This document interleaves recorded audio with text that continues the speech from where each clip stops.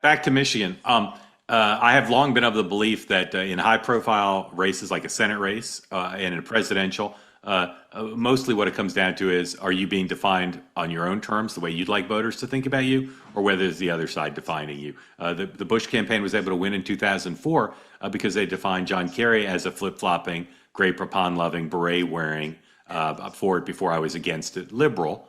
And that's not how John Kerry wanted to be seen, draft dodging, or not draft dodging, but medal throwing. To me, the race in Michigan, the Senate race in Michigan, will come down to on whose terms is the doctor defined. The video we showed you, I believe it was last night, 1 minute biographical video, a brilliant production, trying to make him pure Michigan. Born in Michigan, loves Michigan football, loves cherries, loves cars, loves everything about Michigan. And of course, the Republicans are going to define him in a very different way as the other, as foreign to Michigan, as antithetical. And of course, they've made hay out of a quote saying he doesn't love Mackinac Island, which he says was about the conference, not the actual island, saying he doesn't like football, doesn't like the 4th of July. Today, he said something on his own, seemingly trying to appeal to African-American voters. I'll tell you, before we show it to you, the RNC just tweeted it out. The RNC likes this because they're making fun of him. He says he's African. Number 8, please. I mean, why don't you just make it just happen there? The guy saying you're an Arab, you don't care about black folks. You know, I hate to say this, but I continue to hear it from older black folks, people like some of Denzel's colleagues telling me that they're uncommitted for you. You know, there's been an effort, I think, to divide people against each other. And unfortunately, you see that the consequence of that, to tell us that some group or another group have to be counterposed because there's not enough for all of us. I am Arab. I'm also African. My family immigrated to this country from Egypt. I'm proud of my African heritage. Proud of my African heritage. Again, the RNC's tweeted that out. I'm not sure if they're making fun of it being silly or they want people to think of him as African, whatever. Melissa, how is he doing so far since he won the primary in managing his public image? He seems a little lost. You know, the Mike Rogers came out and dinged him, as you noted, on the football. I think he said it was like toxic masculinity and he didn't like it. And then he responded by saying, like, all right, well, if you won't debate me, why don't you and I go out and play football without the pads on? And it's like, oh, okay, so who knew that like woke 2 includes tackle football? That's where we are now. So it rings sort of inauthentic. So it feels like a guy who's like, okay, I'm here. I don't know how I got here, but I'm here now and I want to stay here and I'm trying to figure out how to stay here. And I think part of his appeal, at least in the primary, and not appeal to me, but to the people who voted for him, was that they viewed him as authentic and they viewed him as real and he was resonant and he was charismatic. And I think now you're seeing him give these answers that seem none of those things and also like stunted and stilted and like he's like he doesn't know what he's saying, like he's trying to figure out what he should be saying. And I'm sure Republicans love that. They're going to have a field day. It's going to be like the Pocahontas thing all over again. Matt, I regularly see him. He did it again today. I don't think we have the clip, but he regularly engages in like very belligerent, violent, infused rhetoric about Mike Rogers. He denigrates him. He calls him names. He says he's old. He doesn't call him a pussy, but he basically calls him a pussy.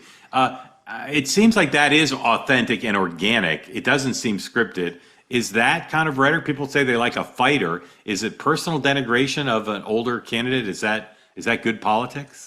I don't think it helps him. And I think a lot of Republicans would point to the fact that this is a guy who is a fairly short, small guy, showing the fact that he's a little bit oversensitive about physical things, which is why he always talks in these very physical terms. Melissa was very smart to say lost, but I also like that she pointed out that football issue, because when he responded to the football conversation by saying, let's have one-on-one, no pads tackle football, that led to a whole other news cycle of people making fun of the fact that he just wants to kind of tackle and cuddle his opponent there. I think that I like the way that you frame this conversation and who gets to define whom, because Abdul right now, everything he's doing is reacting to parries and they're not helping him. He sort of is very in love with the sound of his own voice. If you listen to some of his interviews on CNN before the end of the primary, when he got sort of talked into cul-de-sacs on issues like defund the police, and he really like gets kind of amped up on these answers he thinks are clever, like you're actually asking me the wrong question. It should be this. But it only led to them asking the same question more and more and more. And things like when he went on a friendly interview with Mehdi Hassan, and Mehdi Hassan said,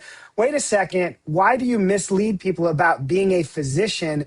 And he went on this long diatribe of it's not whether or not I'm a doctor, it's whether or not you can see your doctor, which by watching his body language, he thought was a really, really good line. But he got to the end of it, and Mehdi Hassan, again, who's supposed to be a friendly interviewer, was like, but still, like, you just can't lie to people. So it didn't work. And that's what I think Abdul gets doing. If he's going to be successful here, and I hate to give advice to a Democrat that I hope loses because I actually think he's terrible, but he needs to start defending Mike Rogers as what he thinks are the hits that work against Mike Rogers. We saw a tiny taste of that after he won the primary when he gave that speech and he did the Roger, Mr. President thing, and he kept on saying, Roger, Roger, Roger. It wasn't very clever, but you could tell at least what the narrative he was trying to create was, which is Mike Rogers is just a Trump yes man. Maybe that's their calculus, but because he spent every single day responding to parries, no one's ever been able to see what case he's trying to prosecute against Mike Rogers. And I think that's what's really hurting him right now. He has pretty bad political instincts. There have been times where off the cuff, he can be authentic and compelling, but more often than not, since he won the primary, he's been on defense, and that's led him to his worst instincts about threatening language to Mike Rogers, which again, if you see the two of them next to each other, like Mike Rogers is significantly bigger than him. So I don't know if this is like a Napoleon complex kind of thing. I just don't think it's working out very well for him. Dude, I have to say, not only are you brilliant, you're following that race really closely, which I love. I'm kind of obsessed with this race just because I worked at the NRSC in 2020 when John James came fairly close to beating who we called Senator Jerry Peters. And Michigan's been kind of a white whale for Republicans on the Senate side for a long time. And President Trump showed a pretty good playbook to win there. Rogers only lost by 19,000 votes in 2024, despite getting outspent 5-1. So I think for a lot of Republicans, they're rating this higher than what a lot of people would have seen the gettable seats for Republicans before. Absolutely. Raise your hand if you want to get in the conversation. A few more topics for us to cover and then to your questions. Just as the Republicans are trying to define El Sayed, the Democrats are trying to define Mike Rogers. And I watch this closely because, again, this is the prism I look at these races through. They say he lives in Florida. They say he's rich. They say he's old. They say he's a Trump lackey. They haven't settled on a single frame, right? They haven't really said, here's the one thing you think about Mike Rogers. The Republicans have. That guy's other. That guy's not. That guy's not of us. He's too liberal. He's too weird. He's too he's too not like us. And that's an effective frame. Here is one of the many attempts to define Mike Rogers by the El Sayed campaign. This is a frame. We've seen this for generations. How one side tries to frame the other guys. Mike Rogers the flock cameras are his fault. It's an old standby. The flock cameras. Number 9, please. Does it ever feel like you're in a cage, kind of stuck, being watched? Well, that's because you are. There's been this mass proliferation of flock cameras, any and everywhere. Little cameras watching your every move to collect information about you without you even noticing. That's all been part of a regime that's been pushed by, well, this guy. Somebody must be doing something exactly right. But who would be complaining? Somebody whose privacy was violated. You can't have your privacy violated if you don't know your privacy is violated, right? Who happens to be the guy I'm running against? That's Mike Rogers, who wants to be Michigan's next U.S. Senator, not if I have anything to say about it. So if you believe like me that you shouldn't just be surveilled because you're driving along the street, then I hope I can earn your support. Because we've got to stand up to this mass surveillance apparatus that is being built behind closed doors and behind our backs. Melissa, my problem with that is the Mike Rogers soundbite doesn't really pay off. It almost sounded to me like Mike Rogers was arguing the other position. Agreed. And also, who cares about this issue? I mean, like, the one thing that like the Bernie bros are supposed to be good at is being like the whole game is affordability. Like, what was that? It didn't make any sense to me for the reason you identified and just more broadly. Yeah. Matt? It's niche. It doesn't come close to the top 10 concern of any persuadable voters that weren't already very firmly in Abdul al-Sayed's camp. But again, this is another sign that he is not getting very good advice from his consultants. And I think I can't wait to see what he does next. Maybe it'll be some really niche, I don't know, other topic, but I don't see that breaking through anywhere. Yeah, and it just seems like a day spent on that, making that video and driving that message like, don't vote for Mike Rogers. He seems to vaguely support flock cameras.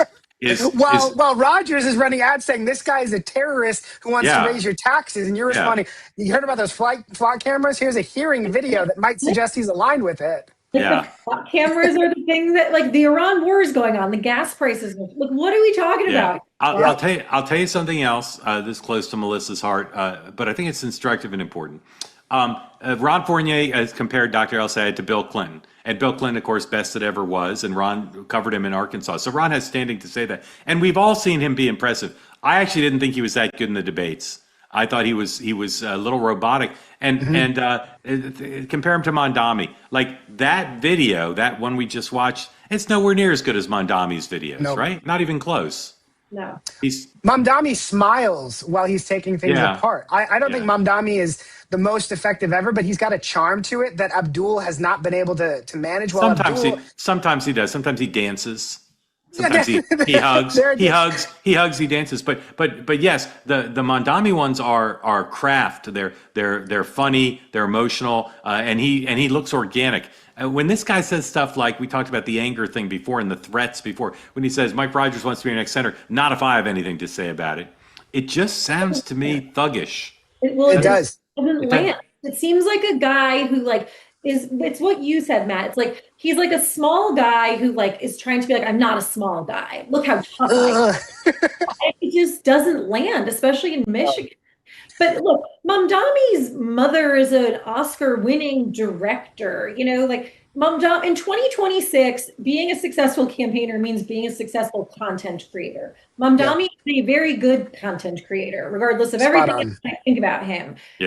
Abdul El-Sayed does not have that same gift. He just doesn't. But also, Abdul had a few moments in the debates that I saw a lot of clips go around, and I saw a little bit of focus grouping on of how much he insulted Haley Stevens, in particular her intelligence. I think he's got such a base anger that percolates in ways that actually validate a lot of his opponents' attacks on him. And I think that that's sort of just his personality.